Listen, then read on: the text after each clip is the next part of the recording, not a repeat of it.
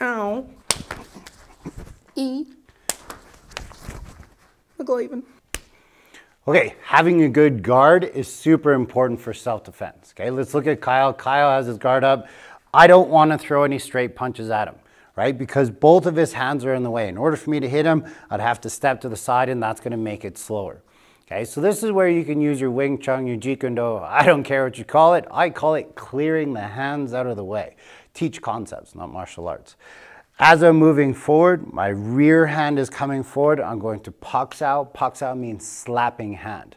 Okay? If they're really stiff, if you move forward and this is like rock solid, right? If I step in and I can't clear it, at least I've created space. Okay?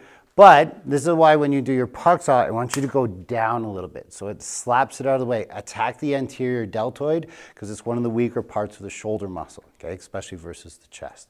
So as that's happening, my rear hand is coming up. I can go from here, but look at, that's pretty weak.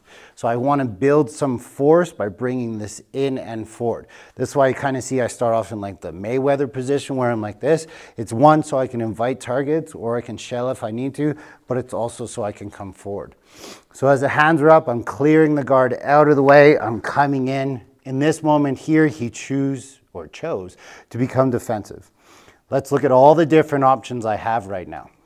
My left arm is closer to his face, okay, than his own. So this hand can come up and it can just strike. Is that going to be a big hit? By no means. But let's throw it out there for the Wing Chun community.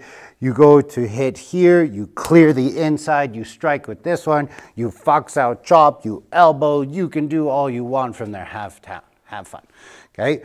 So I'm clearing, I come in. Option number two, the hand gets pushed a little bit that way, not grabbing yet though. So he's pushing it over. Once I feel that, the same sequential pattern of left hand, left hand comes into play. The left hand comes up to here and it can touch. If I'm touching it, it's called Fuksao, log floating on water. I want to feel what this arm is doing. This is very important because if his elbow raises, that hand tells this hand what to do. Let's say it doesn't raise. So my hand comes around and it's just a straight punch. It looks kind of like Wing Chun there. I enter, boom, his hand or his elbow raises a little bit. My elbow raises, now it's an overhand hit. If you want to err on the side of caution, always go to that hook / overhand just in case, right? So I'm here, wham, I'm hitting. Now what do I do though? This is a little baby hit. It's not going to do a lot of damage. So now from here I can set up my boxing, say if it's just a quick little hit, boom, then I hit him with that rear hand cross. Now we're actually talking about doing a little bit more damage. But what I've found in my years is a lot of people don't touch. Okay, they might parry or things like that. What if he parries? Boom, I can elbow crush and come in. Okay, but what if he grabs? This is what typically happens.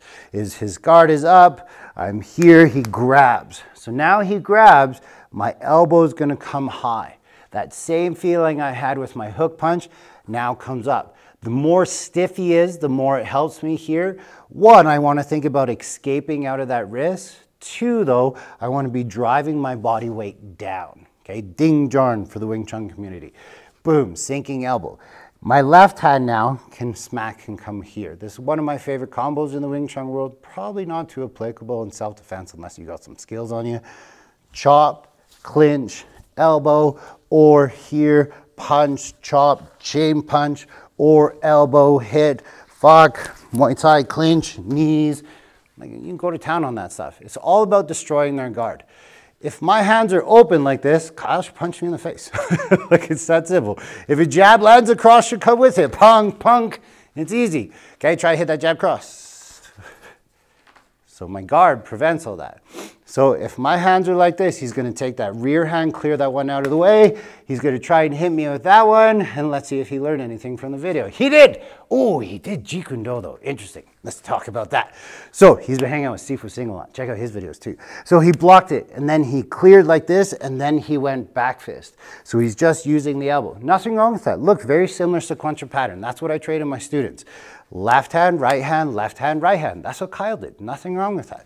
Left hand, right hand, left hand, right hand. Oh, I just snuck this hand away so it couldn't get grabbed. If he grabs onto that, then that comes over and I can do all the fancy stuff. Okay? Somebody's guard can prevent them from punching you. If you have your hands like this, you're accepting or asking for the punch to come to your face. Put at least your lead hand in front and it forces them to throw something circular. Because if something circular comes at them, something straight can come back at them. Stay safe. Thanks for watching the video. You're obviously very dedicated towards your practice of self-defense, but there's only so much that you can learn from a quick couple-minute videos, and this is why the Budo brothers and I spent some serious time and effort and put together a very, very high-quality product available on budobrothers.com. It covers all the ranges of martial arts and everything that you need to do in order to be better at your self-defense. But what it also does is it walks you through how to train it by yourself, how to train it with a partner, so that you're actually building the skills and the attributes needed for self-defense. Yes, watching the quick videos and the shorts can do a lot, but if you really want to take a deep dive and learn a lot about self-defense, this is why we made this course for you. So make sure you train your ass off. Stay safe.